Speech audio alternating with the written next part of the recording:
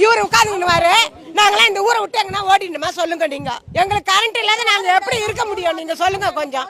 இவ்வளவு நாளா இந்த பிரச்சனை இல்லாத இருந்தது. இப்ப இந்த மாதிரி பிரச்சனை இருந்தா எப்படி? எங்களுக்குலாம் வயசாகி போச்சு. சுகர் பிபி எல்லாமே இருக்குது.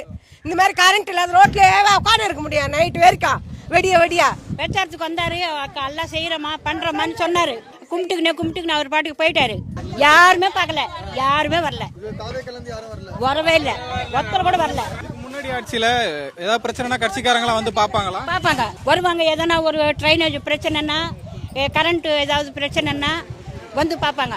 ஒரு ரிப்பேர் ஆகிறது, அது இப்போ கரெக்டு ரிப்பேர் ஆனால் கொஞ்ச நேரம் ரிப்பேர் பண்ணி அப்புறம் போட்டுருவாங்க.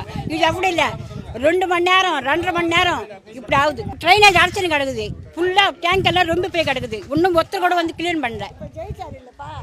என்ன பண்ணணும் நன்றி சொல்லும் போது எங்களுடைய ஆபீஸ் இருக்குது. உங்களுடைய எது குறையா இருந்தா எங்களுக்கு சொல்லுமான்னு சொல்லணும். ஆபீஸ் எங்க இருக்குதுன்னே தெரியல. ஃபர்ஸ்ட் நீங்க நல்லா புரிஞ்சுக்கணும். விஜய் அண்ணா வந்து ஒரு 6 மாசம் டைம் கேட்டாரு. 6 மாசம் டைம் கொடுக்கணுமா இல்லையா? கரண்ட் வந்து படிப்படியா குறைஞ்சிட்டு வருது. சீக்கிரமா குறைஞ்சி சரியா போயிடும். சும்மா வந்து வாய்க்கு வந்தெல்லாம் பேசக்கூடாது. இப்போ புது ஆட்சி வந்திருக்குன்னா அவங்க சப்போர்ட் பண்ணணும். நம்ம தான் சப்போர்ட் பண்ணோம். எவ்வளோ நம்ம அட்ஜஸ்ட் பண்ணியிருக்கோம். டிஎம்கே ஆட்சியில் இருக்கும்போது சப்போர்ட் நம்ம எவ்வளோ அட்ஜஸ்ட் பண்ணியிருக்கோம். கரண்ட் ஒழுங்கா வராது, ரோடு சரியா இருக்காது, காவா தண்ணி ஓடும்.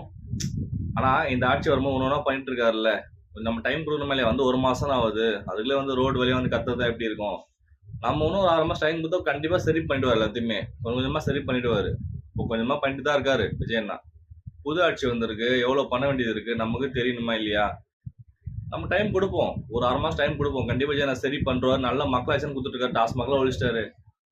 நல்லா ஆட்சி கொடுப்பாரு விஜய்னா. நம்பிக்கையோட இருங்க. வெற்றி நமக்கு கண்டிப்பா நல்லது நடக்கும்.